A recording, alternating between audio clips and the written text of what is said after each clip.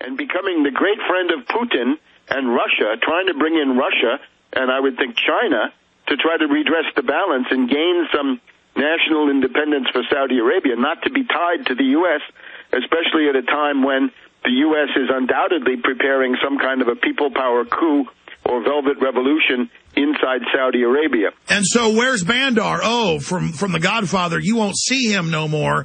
He's now been disappeared. Yeah, he's under house arrest, or maybe you know more, but I haven't seen anything about him since about August. But there is a big fight about the royal succession, and that is very prominent in Middle East news organs. Now, Yemen. The short thing on Yemen is this is a very, very poor country, and they had a whole colonial history with the British, right? Aden, back in the 60s, was a big colonial anti-British guerrilla warfare going on. Right now, though, it's a government that is Sunni in its composition and allied to Saudi Arabia. So that's the central government in Sana'a under President Saleh of Yemen.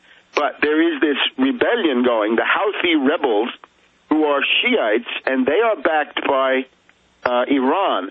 And we've had the U.S.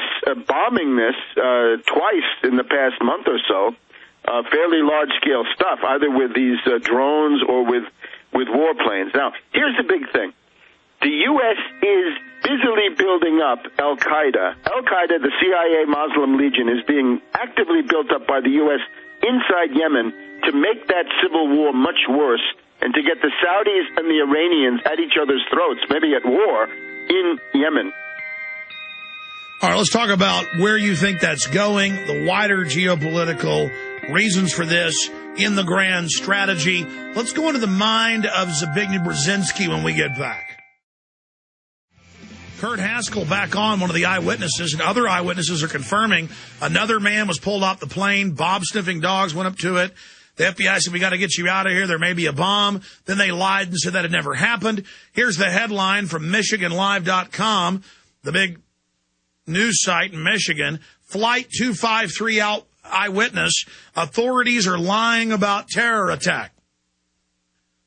And, of course, people accuse us of sensationalism. That's what the headline says for mainstream news. The article Paul Watson wrote about it had a very, very tame headline. In fact, I have it here in my stack. But I mean, we have eyewitnesses saying this is open lying going on. And that's the kind of headlines we need at Infowars.com and PrisonPlanet.com. The establishment tries to intimidate alternative news people into watering down what we say, watering down what we do, into mediating facts. Facts are facts. You can have your own opinions, but you can't have your own facts. And Watson and everybody are doing a great job. It's just that the mainstream media realizes the bombshell nature of those interviews we did the last few days. I don't think we do. I don't think the listeners do. I don't think people understand this is really a staged event in front of us with a Patsy. There's no other way to see it. And I don't think people realize just how big this is, what's being kicked off.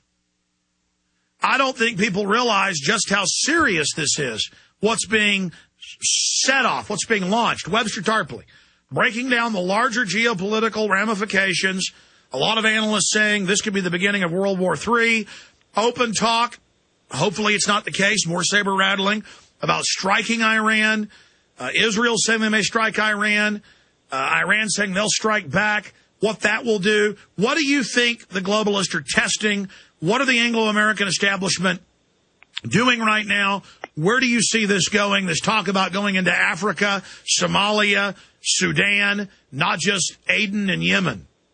Well, first of all, I would say the use of Yemen. Yemen is the place where you play Saudi Arabia against Iran, and I think this is what has changed compared to Bush. In other words, the Obama administration knows that they're too weak to do these attacks, so they've got to get other people to do them. They want to attack Pakistan. They know they can't attack Pakistan. They've got to use Pashtunistan and Baluchistan and get a rebellion going inside Pakistan. Now, with Yemen, it's the civil war going on. The U.S., before the eyes of the world, is massively building up Al-Qaeda.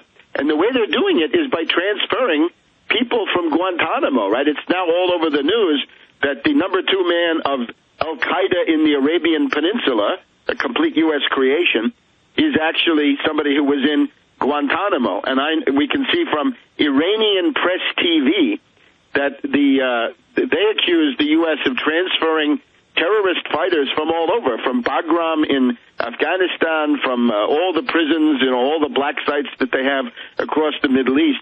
Those are now being massed in Yemen to create an al-Qaeda striking force inside Yemen that can be used to make this civil war worse, right? They can tack back and forth, fighting one, fighting another, setting off bombs, getting the Saudis to do more air attacks, getting the Iranians embroiled more. So this is going on before the eyes of the world. And if you read carefully in the Wall Street Journal and the Washington Post, you can see that they're saying it's probably not a good idea to transfer so many al-Qaeda people from Guantanamo back into Yemen. But that is exactly the goal. In other words, this is not an unintended consequence. It is the intended consequence. Now, I do not see an attack on Iran, and I'll tell you why.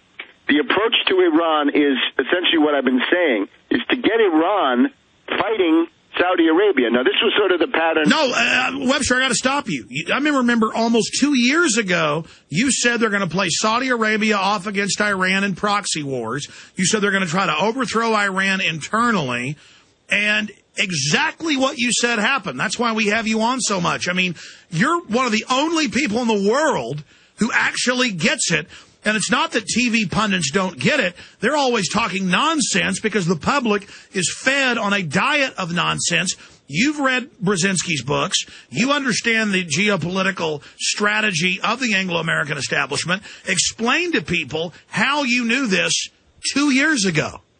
Well, part of it is from reading these books, and part of it is just from having observed them for, it seems like about 40 or 50 years by now, since I was a child.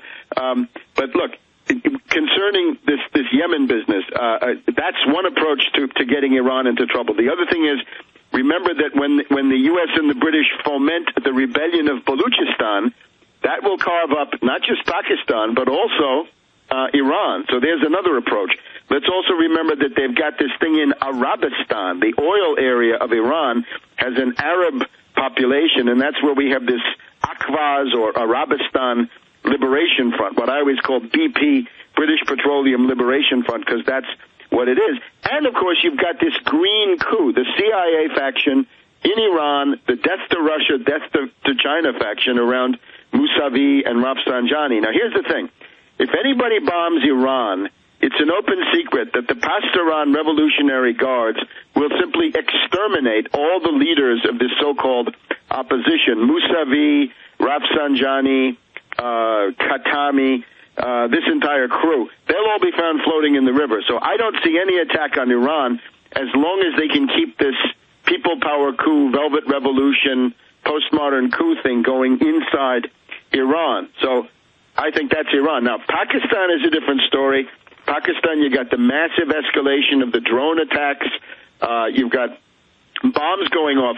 Inside Pakistan, remember, it's Baluchistan and Pashtunistan that are supposed to rebel, and in the past couple of weeks they added another aspect of it, which is to play Shiites against Sunnis. Pakistan is largely Sunni, but there's a significant Shiite minority, and we just had a bomb go off in Karachi, which was targeting these Shiites to get them riled up. So in this case, you'd be breaking up Iran according to 4 ethnic groups, Baluchistan, Pashtunistan, Punjab, and Sindh, plus along this Sunni Shiite line. And by the way, on every point you make, you have giant reams of documents, evidence, and history. Let's not forget 2004, repeatedly 2005, 2006, British, U.S., and Israeli contractors and regular military, special air services out of England, are caught in multiple events dressed up as Sunnis running around killing Shiites and U.S. and British forces. British got caught doing it. Even Ray McGovern, former chief CIA analyst of Ronald Reagan, George Bush Sr., came on the show and said, I believe the bombing of the Golden Mosque was U.S. It came out a month later. They evacuate the neighborhood.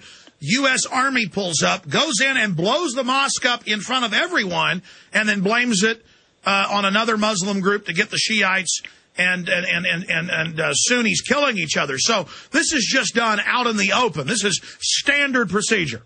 Yeah. Al-Qaeda is the CIA Arab Legion. It's now expanded to be the CIA Muslim Legion. Al-Qaeda in Iraq was created by General McChrystal when he needed it. There had to be an Al-Qaeda in Iraq for propaganda needs, but also to prevent the Iraqi population from uniting against the invaders and the occupiers. And now we've got the new one, AQAP, Al-Qaeda in the Arabian Peninsula, which is another completely fake organization.